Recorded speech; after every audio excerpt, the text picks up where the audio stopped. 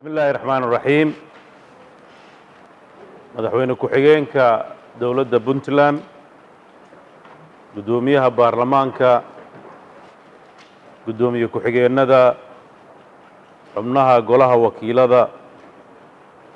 shaqaalaha iyo howlwadeennada kala gedisan ee baarlamaanka saxaafadda iyo dhammaan inta kale ee ka soo qayb gashay iyo dadweynaha guud ahaan hawada kala socda waxaan inugu salaamayaa marka hore salaanta islaamka assalaamu calaykum waraxmatullaahi wabarakaatu waxaan dhammaantiin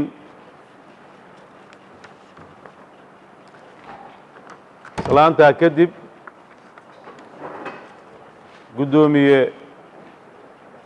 mudanayaal waxaan ku faraxsanahay in maanta hortiina imaado si rasmi aan u furno kalfadhiga 46aad ee golaha wakiilada anigoo idin wadaagi doona warbixin kooban oo taabanaysa xaaladda guud ee Puntland waxqabadkii hay-adaha dawladda intii u dhaxaysay labadii kalfadhi siyaasadda guud ee dalka iyo dadaalada lagula tacaalayo xanuunka COVID-19 guud ahaan dalka xaaladiisu way wanaagsan tahay nabadgelyo iyo horumar dhinacyo badan ayaa ka socda marka laga reebo saameynta caabuqa COVID-19 iyo fatahaadda roobabka kuwaasoo sababay caqabado kala duwan sida aad la wada socotaan COVID-19 wuxuu saameyn badan oo kala duwan ku yeeshay nolosha iyo badqabka dadka reer Puntland kuwaas oo ay ka mid yihiin hoos u dhac dhaqaale oo baaxad leh saameyn bulsho oo sababay isku socod la'aan hoos u dhac dakhli oo xoog leh cabsi sababtay in qiimaha maciishada quutul dariiriga ah sare u kaco iyo ugu dambeyn hakad ku yimid howl maalmeedka shaqo ee xarumaha dawladda si loo xakameeyo faafidda caabuqa COVID-19 dawladdu waxay qaaday tallaabooyinka soo socda waxay dhistay guddi ka kooban dawladda culummada bulshada rayidka ah iyo dhakhaatiirta kaasoo shaqadiisu tahay isku dubarididda howlaha ka hortagga iyo la tacaalidda caabuqa COVID-19 waxaan diyaarinay 15 xarumood oo loogu maareeyo dadka qaba caabuqa COVID-19 xarumahaas oo aan u dhammaystirnay shaqaale xirfad leh iyo agabka daruuriga u ah la tacaalidda xaaladda bukaanka xanuunku haleelay waxaan shaybaar laga baaro caabuqa COVID-19 ka furnay magaalooyinka Garowe iyo Boosaaso xarumahaas oo si rasmi ah u baara dad tiradoodu ku dhowdahay 1000 qof waxaana baaritaankaas kadib la xaqiijiyay 235 laga helay caabuqa COVID-19 waxaa bogsaday 58 waxaana u dhintay 6 oo uu ka mid ahaa wasiirkii deegaanka iyo isbeddelka cimilada allaha u naxariistay dhammaantood waxaan hirgelinay wacyigelin baaxad leh oo aan dadka kula wadaagayno siyaasadaha looga hortagi karo xanuunka annagoo sidoo kale joogtaynay la socodsiinta bulshada heerka xanuunku marayo oo aan ku soo bandhignay war-saxaafadeedka maalinlaha ee ka soo baxa guddiga waxaan soo rognay xanibaadyo isku socodka bulshada iyo meelmarinta qorshaha looga hortagayo faafidda caabuqa oo ay ka mid yihiin soo rogiddii bandowga mamnuucidda shararka iyo isku soo baxyada iyo hakinta safarada gudaha iyo dibadda xanuunkan wuxuu si gaara u saameeyey habsami u socodka waxbarashada haddaba si aan u joogtayno adeega waxbarasho ee heerka fasalka 8aad iyo 12aad waxaan hirgelinay hanaanka maqal iyo muuqaal oo ardayda toos casharada ugala socdaan TV-ga dawladda iyo warbaahinta kale waxaa la nimid qorshe istiraatiijiyadeed kaasoo lagu dhiirigelinayo beeralayda reer Puntland inay beertaan dalagyada aasaasiga ah oo ay ka mid yihiin haruurka galleyda digirta isla markaasna beeralaydu ku wajahaan hababka cusub ee beeridda dalagga si dalku u yeesho wax soo saar cunto oo ku filan si loo yareeyo ku tiirsanaanta cuntada dalka dibaddiisa nooga timaado si looga hortago in caabuqa covid-19 uu ku fido xabsiyada waxaan cafis u fidinay 194 maxbuus oo ku xirnaa xabsiyada Puntland kuwaas oo u xirnaa dembiyo fudud waxaa sidoo kale loo qaybiyay ciidamada xabsiyada agabka badqabka oo looga hortagay karo caabuqa covid-19 waxaan soo saarnay warbixin guud oo lagu qiimeynayay saameynta dhaqaale ee uu sababay caabuqa covid-19 iyadoo ay dhinac socotay diyaarinta qorshe istiraatiijiyadeed iyo halbeegyo lagu xadidayo saameynta covid-19 dadaaladaas waxaan la wadaagnay bulshada reer Puntland beesha caalamka dowladda federaalka iyo bangiga adduunka iyo wadamada aan saaxiibka nahay inay gacan naga siiyaan dowladdu waxay sii wadi doontaa dadaalka ay ugu jirto xakamaynta caabuqa in uusan ku faafin deegaanada Puntland waxqabadka hay'adaha dowladda mudana gudoomiye mudanayaal muddadii u dhaxaysay labada kal fadhi iyada oo waliba uu soo siyaaday caabuqa covid-19 oo saameynaha aan ka soo sheekeynay ku yeeshay howlihii dowladda iyo guud ahaan habnololeedka bulshada haddana hay'adaha dowladdu waxay sii wadeen qabashada howlihii u qorshaysnaa iyaga oo dhinac kalena fulinayay habraacyada ka hortagga caabuqa covid-19 si loo ilaaliyo badqabka mas'uuliyiinta shaqaalaha iyo dadweynaha loo adeegayo waxaa xusid mudan in iyadoo taxadarkaasi jiro haddana mas'uuliyiin isugu jirto wasiiro saraakiil sarsare iyo shaqaale dowladeedba uu haleelay caabuqa iyaga oo gudanaya waajibaadka ay ummadda u hayeen waxaa si gooniya u xuseynaa wasiirkii wasaaradda deegaanka beeraha iyo isbeddelka cimilada marxuum Ismaaciil diiriye gamaadiid allaha u naxariiste innaga oo dhanna samir iyo iimaan hay naga siiyeen haddaba waxaan halkan ku soo koobayaa waxqabadka hay'adaha dowladda ee muddadii u dhaxaysay labada kal fadhi anigoo ogsoon waxqabadka oo faahfaahsan in wasaaradaha iyo hay'adaha dowladdu la wadaageen guddiyo hoosaadeedka baarlamaanka amniga iyo dimuqraadiyeynta iyo arrimaha gudaha waxaa meel wanaagsan maraya hirgelinta nidaamka axsaabta badan iyo u diyaargarowga qabashada doorasho qof iyo cod ah oo ka qabsoonta golayaasha deegaanka ee dhammaan degmooyinka Puntland guddigu wuxuu wejigii koowaad diiwaan geliyay 17 urur siyaasadeed waxaana la filayaa in uu soo saaro liiska kama dambaysta ah markay dhammeeyaan qabashada shuruudaha wejiga labaad waxaa naga go'an in hanaankan uu hirgalo dibna aan loogu noqon hanaankii soo xulista ee lagu soo dhaqmay 22 sano ee ay jirtay Puntland haddaba si aan u xaqiijino ka go'naanshaha dowladda waxaan furnay urur siyaasadeedka ka oo dowladda ay qayb ka tahay waxaan rajaynaynaa cid walba oo bulshada reer Puntland ah oo ku qanacda mabaadi'da iyo barnaamijka siyaasadeed ururka aad qayb ka noqon doontaan ururka siyaasadeedka ka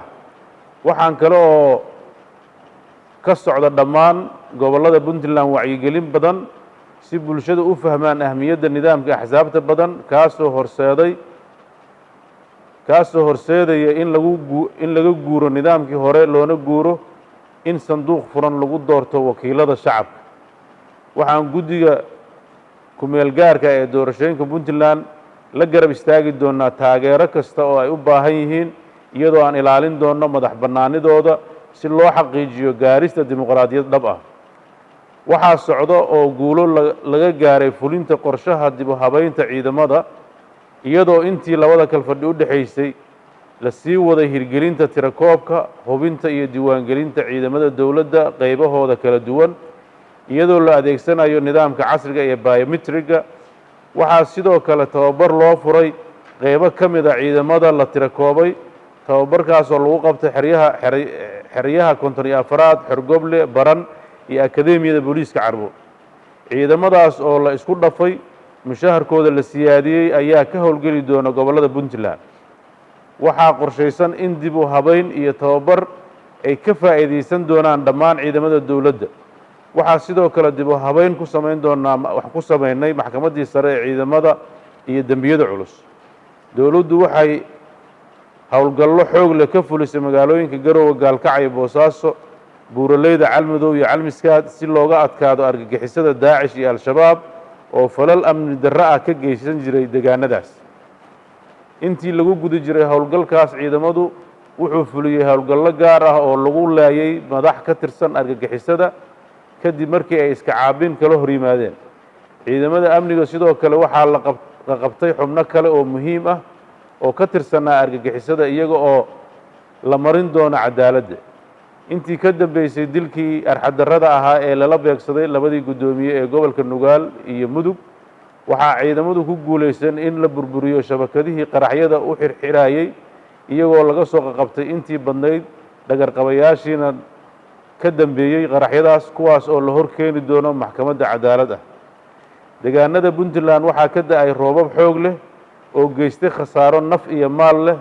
gaar ahaan waxaan ugu darnaa roobabkii sababay fatahaadii 28 Abriil 2020 ee magaalada Qardho saameeyana nolosha iyo hanti in ka badan 8,000 oo qoys dowladda shacabka Puntland iyo ka Soomaaliyeed iyo hay-aduhu waxay ugu gurmadeen si xoogan waxaana guddiga gurmadka fatahaadda soo gaaray gurmad lacageed oo dhan 2,670,000 iyadoo laga jawaabayo wajiga koowaad ee gurmadka ayaa waxaa raashin gaarsiinay ku dhowaad 12,000 oo qoys oo si toos ah iyo si dadban ay u saameysay fatahaadii oo isugu jiray dadka deegaanka barakacayaasha iyo qaxootiga waxaana halkaa uga mahadcelinaynaa dhammaan intii ka qayb qaadatay gurmadka Qardho oo ay ka mid yihiin guud ahaan shacabweynaha Soomaaliyeed gaar ahaan shacabka Puntland dal iyo dibadda arrimaha maaliyadda iyo horumarka dhaqaalaha mudane guddoomiye mudanayaal iyadoo aynu wada ognahay sida ba'an oo COVID-19 u saameeyay heerka dhaqaalaha Puntland xukuumaddu waxay hirgelisay siyaasad guntigiijis ah si aysan u kala go'in bixinta adeegyada aasaasiga ah iyadoo dhammaan mushaharooyinkii adeegyada howl socodsiinta dowladda gunooyinka shaqaalaha raashinka ciidanka iyo dhammaan kharashaadka kale ee daruuriga ah aynan wax ka kala go'ah ku imaan waxaa la soo gabagabeeyey soo saaridda qorshihii horumarinta Puntland 2020-2024 waa qorshe ku dhisan baahiyaha iyo ahmiyadda afarta qaybood ee hay-adaha fulinta dowladdu u qaybsan yihiin kuwaas oo kale ah amniga iyo sarreynta sharciga horumarinta arrimaha bulshada horumarinta dhaqaalaha maamul daadejinta iyo dimuqraadiyeynta muddadii u dhaxaysay Janaayo ilaa iyo Abriil 2020 waxaa la dhoofiyey xoolo tiradooda gaarayso ku dhowaad 1 milyan oo isugu jira ari lo iyo geel dhammaan xoolaha dhoofay ayaa loo dhoofiyey suuqyada Yemen Cumaan UAE Bahrain iyo Kuwait xukuumadayda waxaa ka go'an in ay raadiso suuqyo kale oo caalami ah waxaa sidoo kale aan awood saarnay ka warqabka xaaladda caafimaad iyo nafaqada xoolaha si aynu uga faa'iideysano suuqyada furmay sida aan kalfadhigii hore ugu soo bandhignay ahmiyadda ay leedahay dadaalada iyo soo jiidashada maalgashiga caalamiga ah iyo kuwa madaniga ah xukuumaddu waxay mudnaan siisay sidii loo abuuri lahaa jawi u diyaarsan in lagu maalgelin karo deegaanada Puntland iyadoo taas laga duulaya ayaa waxaa dhiirigelinay furidda carwo caalami ah ee magaalada Boosaaso taasoo muhiimadeeda ahayd in ay ka qayb qaataan bilicda deegaanada Puntland fursad shaqo abuurida ah dhiirigelinta maalgashiga gudaha tani waxay qayb ka tahay dadaalo badan oo aan ugu jirno sidii maalgashi loogu sameyn lahaa gudaha Puntland waxaa xusid mudan in dadaalo muddo dheer la geliyey sidii kastamka Tuurdibi uu howlgeli lahaa lagu guuleystay muddadii u dhaxaysay labada kalfadhi dadaaladaas oo soo bilowday muddo hore waxaa maanta golaha baarlamaanka ganacsatada shacabka reer Puntland iyo dhammaan inta arrimaha ganacsiga danaysa ku wargelinaynaa in kastamka Tuurdibi uu yahay kastam si dhammaystiran dhul howlgalay lehna dhammaan adeegyada aasaasiga ah waxaana ugu baaqaynaa dhammaan ganacsatada reer Puntland in ay fursadaas dahabiga ay ka faa'iideystaan horumarinta arrimaha bulshada mudane guddoomiye mudanayaal waxaa qaybo ka mid ah deegaanada Puntland laga hirgeliyey dhismaha 11 iskuul oo cusub oo hoose dhexe iyo 2 iskuul oo dugsi sare ah muddadii u dhaxaysay labada kalfadhi waxaa sidoo kale 6,852 arday danyar ah oo isugu jira dugsi sare hoose iyo dhexe loo fidiyey gargaar ka kooban bixinta kharashaadka waxbarashada iyo agabka waxbarashada muddadii u dhaxaysay labada kalfadhi xukuumaddu waxay juhdi badan iyo dadaal xoog leh ku bixisay la dagaalanka ayaxa ku habsaday deegaano badan ee gobollada Puntland ah iyagoo lagula tacaalay diyaaradaha qumaatiga u kaca gaadiid loo diyaarshay una dhan yihiin agabka lagula dagaalamo shaqaale loo tababaray iyo daawadii lagu buufinayay waxaa la hirgeliyey 23 ceelbiyood oo cusub qaybo ka mid ah deegaanada Puntland isla mar ahaantaana waxaa la dayactiray 26 ceelbiyood kuwaasoo 5 ka mid ah loo bedelay awoodda isticmaalka qorraxda solar system maadaama magaalada Boosaaso ay noqotay mid bulsho ahaan iyo magaalo ahaan korortay waxaa la bilaabay ballaarinta iyo fidinta biyo-gelinta magaalada si biyo ku filan magaaladu u hesho taas oo hadda meel fiican maraysa tayeynta adeegyada iyo horumarinta kaabayaasha mudane guddoomiye mudanayaal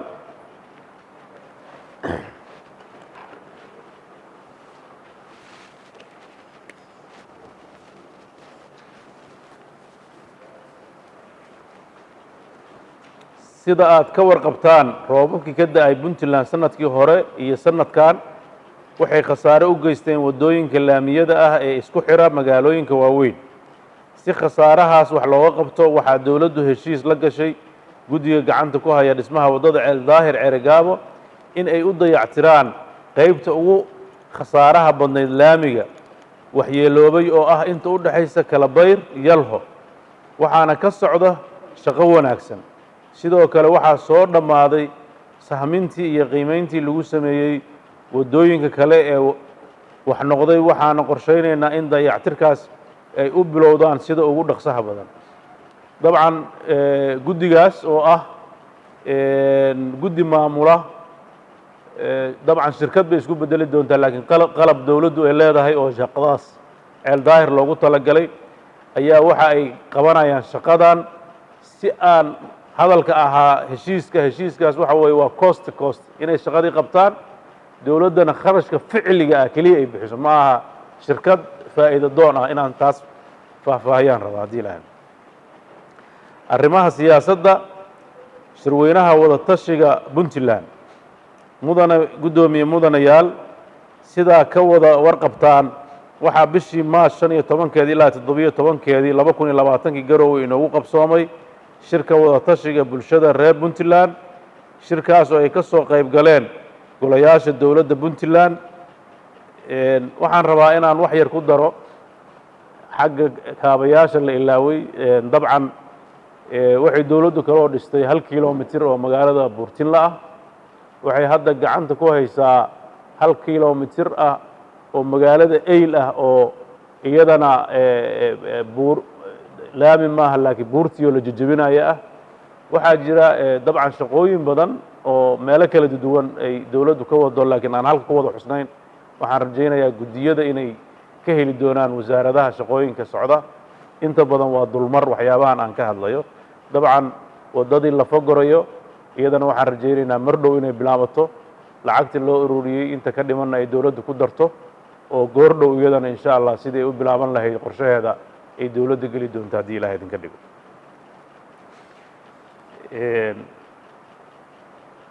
mudane guddoomiye mudanayaal shirkaas bishii 15 ilaa 17 Garowe inooga qabsoomay shirka wada tashiga bulshada reer Puntland shirkaas oo ka soo qayb galeen golayaasha dawladda Puntland xubnaha ku matala golayaasha dawladda federaalka ah bulshada qaybaheeda kala duwan shirkaas oo ujeedadiisu ahaa in bulshada Puntland wada tashadaan dibna u fiiriyaan halkii laga yimid marxaladda hadda ku xeeran iyo meesha la higsanayo shirka waxaa ka soo baxay talooyin iyo go'aano loo soo jeediyey dawladda Puntland si ay wax uga qabato kuwaasoo la xiriira Puntland iyo xaaladda ku xeeran sida midnimada iyo sugidda amniga horumarka dawladnimada iyo dimuqraadiyeynta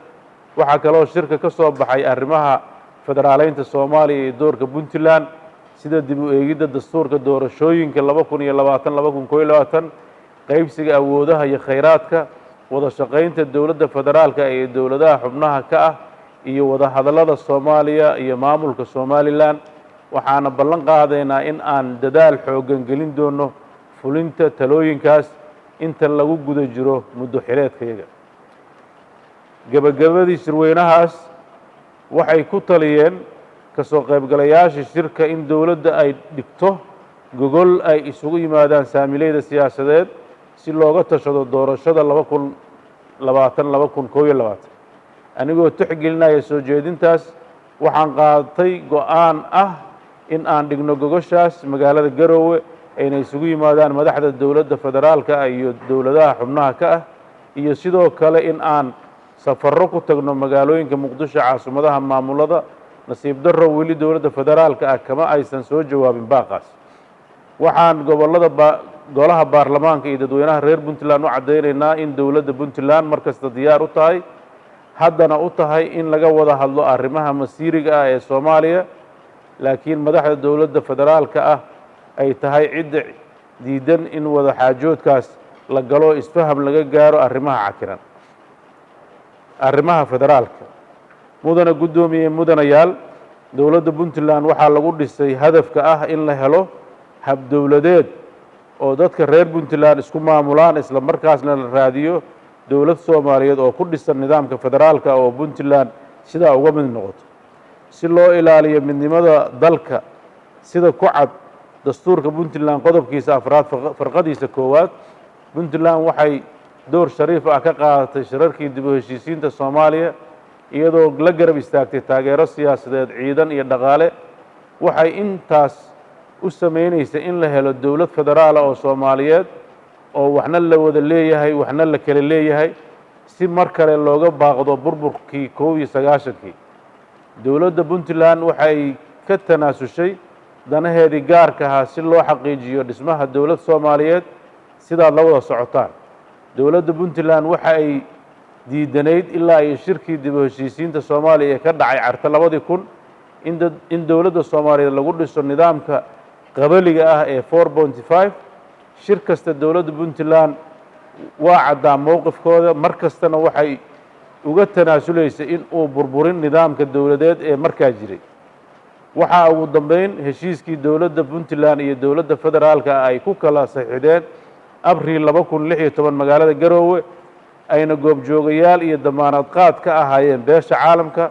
kaasoo cadeynaya in nidaamka awood qaybsiga 4.5 aan mar dambe dib loogu noqon doonin isla markaasna heshiiskaas lagu cadeeyay geedi socodka looga bixi lahaa taasoo ahayd in dowladda federaalka iyo dowladaha xubnaha ka ah ka wada heshiiyaan nidaamka doorasho ee ugu habboon si waddanka uga dhaco doorasho qof iyo cod ah. mudanayaal iyo marwooyin, waxaan la wada soconnaa in dowladda federaalka ah ay ku fashilantay inay guulo laga gaaro lagana heshiiyo nidaam doorasho, dhammaystir dastuur, awood qaybsi khayraad qaybsi, nidaamka maamul maaliyadeed, nidaamka garsoor iyo maqaamka caasimadda oo dhammaantood aasaasi u ah hirgelinta nidaamka federaaleynta waddanka. intii aan xilka la wareegay waxaa dhacay hal kulan oo isugu yimaadeen madaxda dowladda federaalka iyo dowladda xubnaha ka ah kaas oo guuldarro ku soo dhammaaday. taas oo sababta ugu weyn ay ahayd in madaxda dowladda federaalka ay awoodda go'aanka gaaridda arrimaha masiiriga ah ay rabeen in ay keligood isku koobaan taasoo ka soo horjeeda dastuurka federaalka iyo mabaadi'da federaaleynta dalka. waxaa intaas idiin caddaynaysa dowladda federaalka ah iyada oo aan kala tashan lagana heshiin nidaamka doorashada waxay diyaarisay xeer ay ugu talagaleen in doorashada lagu galo kaasoo sharciyeynaya in doorashada lagu galo nidaam axsaabta badan iyo nidaamka awood qaybsiga ee 4.5 oo isku dhafan kaasoo ka soo horjeeda dastuurka ku-meel gaarka ah ee dowladda federaalka isla markaasna ay dowladda Puntland ka soo horjeesatay cadeynaysana aragtideeda oo ku aadan qodobada soo socda. dowladda Puntland waxay markasta ku taagan tahay in doorashada golayaasha sharci dejinta iyo madaxweynaha ay ku dhacdo waqtigeeda lagana fogaado muddo kororsi keeni kara xasilooni darro iyo burbur. in la laalo xeerka doorashada ee la ansixiyey kaas oo ay ku jiraan qodobo badan oo ka hor imaanaya dastuurka ku-meel gaarka ah. in saamilayda siyaasadeed ee Soomaaliya ay isugu yimaadaan shir wada tashi ah oo degdeg ah si ay uga heshiiyaan nidaamka doorashada, maamulka doorashada iyo arrimaha kale ee ku hareeraysan doorashada, taas oo ah waajib dastuuri ah. waxaan caddaynaynaa in guddiga doorashada madaxa bannaan ee heer federaal ay u xilsaaran yihiin qabashada doorasho qof iyo cod ah laguna heshiiyey. mas-uuliyadooduna ma aha in ay ka hadlaan ama u gogol xaaraan muddo kordhin loo sameeyo golayaasha dowladda federaalka ah. in beesha caalamku ka shaqaysto sidii ay ku dhici lahayd doorasho loo dhan yahay, la isla ogol yahay, kuna qabsoonto waqtigeeda, iyadoo la tixgelinayo in aan dowladda federaalka ah dhammaystirin shaqooyinkii aasaasiga u ahaa qabashada doorashada qof iyo cod. waxaa kaloo jira in dowladda federaalka ay ansixiyeen xeerar badan oo aan loo marin habraaca xeer dejinta, oo ay ka mid tahay in xeerka ay ka mid tahay lagana la tashan cidda ay khusayso oo ay ugu horeyso dadweynaha iyo dowladaha xubnaha ka ah dowladda federaalka. waxaa xeerarkaas ka mid ah xeerka batroolka oo ahayd in laga heshiiyo habqaybsiga khayraadka inta aan xeerka la ansixin. dowladda Puntland waxay horey u caddaysay maantana ku celinaysaa in xeer kasta oo aan dowladda Puntland lagala tashan inaysan qayb ka noqon doonin fulinteeda. haddaba dhaqamadaas aan kor ku soo sheegnay oo ay ka mid yihiin wada tashi la'aan, awood sheegashada siyaasadeed, deeqaha caalamiga ah iyo ku dhaqan la'aanta dastuurka waxay qayb ka yihiin aragtida guracan ee la rabo in lagu wiiqo nidaamka federaaleynta Soomaaliya ee lagu heshiiyey. aragtidaas oo ah mid u adeegaysa dhiirigelinta nidaamka Soomaali mid u adeegaysa dhiirigelinaysana nidaamka Soomaali ku burburtay ee dowlad dhexe oo xoog leh, strong unitary system. sidaa daraaddeed waxaa la gudboon dadka reer Puntland iyo Soomaali inteeda kale in ay ku baraarugsanaadaan aragtiyahaas guracan, ilaashaana nidaamka federaaleynta waddanka, in aysan ku ciyaarin siyaasiyiin dano gaara leh. mudane guddoomiye mudanayaal, dowladda Puntland waxay mar walba soo dhoweynaysaa sidii dadweynaha iyo siyaasiyiinta reer Galmudug ugu tashadeen aayahooda horumarinta degaankooda iyo dadkooda, una sameeyeen dib u heshiisiin dhab ah iyo yegleelid maamul loo dhan yahay oo hanta hoggaaminta Galmudug, taasoo qayb ka noqonaysa nabad ku wada noolaanshaha bulshooyinka dariska ah sida Puntland iyo Galmudug, iyo ka wada shaqaynta la dagaalanka argagixisada, dembiyada abaabulan iyo xakamaynta colaadaha beelaha wada degan oo dariska ah. kuwaasay ugu dambeysay sidii loo maareeyey colaadii beelaha ee taagneyd loona abaabulay dib u heshiisiin bulsho sidii shirkii ka dhacay Bandiiradley, isla markaasna laga wada howlgalay argagixisadii dadka ku dhibayay magaalada Gaalkacyo, iyada oo qayb ka mid ah la laayay, qaybna la soo qabtay. waxaan rajaynayaa in la joogteeyo wada tashigaas. dowladda Puntland waxay sidoo kale soo dhoweynaysaa heshiiskii taariikhiga ahaa ee ka dhacay magaalada Nairobi oo lagu dhammaystiray khilaafkii u dhexeeyey madaxweynaha Jubbaland mudane Axmed Maxamed Islaam iyo golaha isbedel doonka Jubbaland, taas oo Puntland qayb ka ahayd isu soo dhoweynta madaxdii kala aragtida duwanaa. dhammaan dadaaladaas aan soo tilmaannay ee Puntland qayb ka ahayd waxay ka turjumaysaa sida Puntland ay u dareensan tahay mas-uuliyadda weyn ee ka saaran taabagelinta hannaanka federaalka, xalinta khilaafaadka ka dhexeeya bulshada,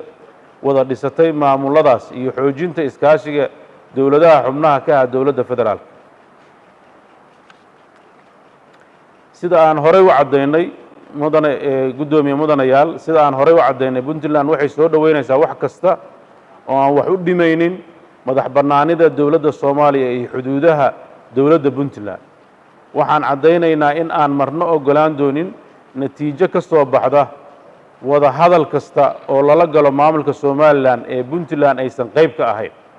Puntland waxaa kala dhexeeya maamulka Somaliland khilaaf dhuleed, taasoo u baahan in aan ka gaarno xal waara si looga fogaado colaad jiitanta oo dhiig badan ku daato.